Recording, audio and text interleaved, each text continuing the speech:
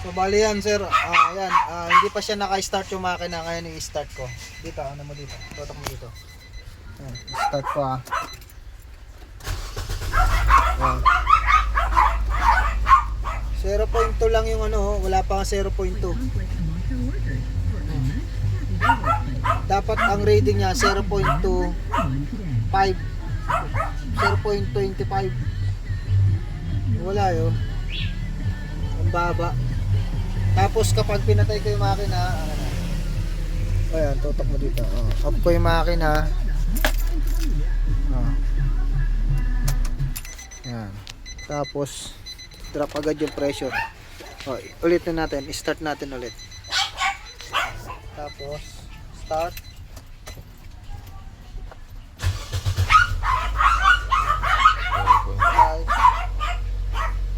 Off.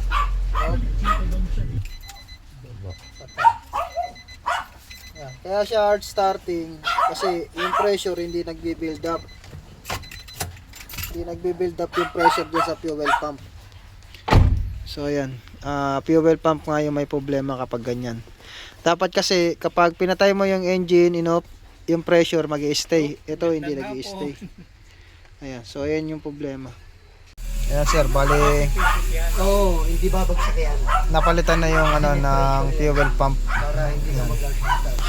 Ito na yung reading niya. Ginagawa ko pagka ni-start ko, binibomba ko yung gas niya para nang magtuloy. Tapos, Tsaka ano nga nawalan kami ng cambio. off ko yung makina. Kami, buti, paalis na kami. Nag-stop. Ang tinan mo, patay na. Hindi mo makabagsak.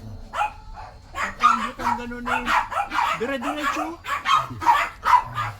Buti, nagtanong ko siya, berbero ko.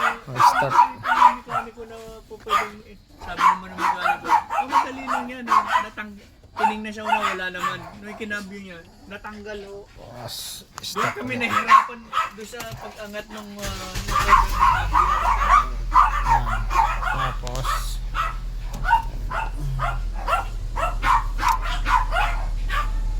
off ko yung makina. Yan, kung gano'n, baka mabali mo ba? Stop na. Yan, nakapermis. Okay. Hindi na siya bababa. Hindi na.